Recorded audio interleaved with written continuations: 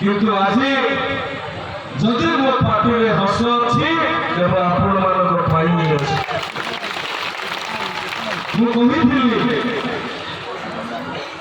मो परिवार बड़ परिवार पूरा धामनगरवासी मो परिवार मो माँ भी मत कहते तू घरे चुपचाप पहुंचला हजार हजार माँ ते धामनगर में अपेक्षा कर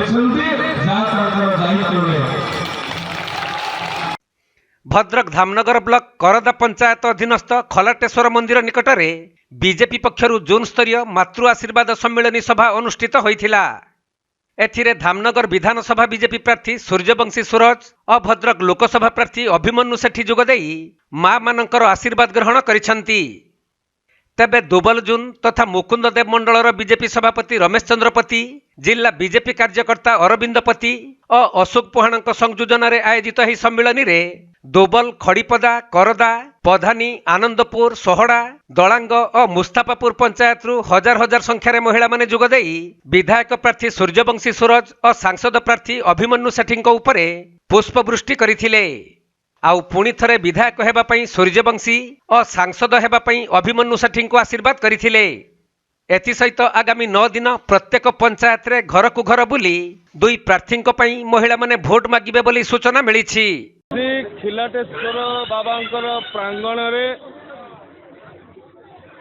संसदीय क्षेत्र नेता आमर प्रार्थी श्रीजुक्त अभिमन्यु सेठी उपस्थित रे हजार हजार संख्यार स्वतः प्रवृत्त भाव में उपस्थित थिबा माँ मानकर आशीर्वाद कामना करिथिलु। आमे आशीर्वाद कामना करिथिलु माँ माने शक्ति दियंतु, साहस दियंतु, सुरक्षा दियंतु। ओडिशारु जे अण ओडिया सरकार अण ओडिया शक्ति ओडिशा रे शासन करुछि ताहाकु विलोप करिवा पई आमे माने जो संकल्प नेइछु ताहाकु शक्ति और साहस देवा पई माँ मानक अनुरोध करिथिलु। आशीर्वाद कामना करिथिलु केंद्र रे नरेंद्र मोदी सरकार पाई जो सरकार मातृवंदना अधिनियम ठारू आरंभ करी देशर सर्वोच्च सोपान रे ओडिशार जने महिला को आदिवासी महिला को अधिष्ठित करैछंती। ओडिया माँ मानक यथोचित सम्मान और प्रतिष्ठा प्रदान करुवा से प्रधानमंत्री आशीर्वाद कामना करिथिलु। निश्चय भाव में पल्लीरू दिल्ली पर्यंत जो मोदी ग्यारंटी धारा प्रवाहमान अच्छी आगामी दिन में ओडिशा प्रदेश रे सही स्रोत सही धारा रे भारतीय जनता पार्टी मुख्यमंत्री हेब एथिरे कौनसी संदेह नहीं। अभिमन्यु सेठी आम अंचल आम संसदीय क्षेत्र बृहत विजय व्यवधान रे दिल्ली रे आमको प्रतिनिधित्व करेंगे यही आशा यही अभिलाष सहित बाबा खिलाटेश्वर निकट में प्रार्थना और कामना करें।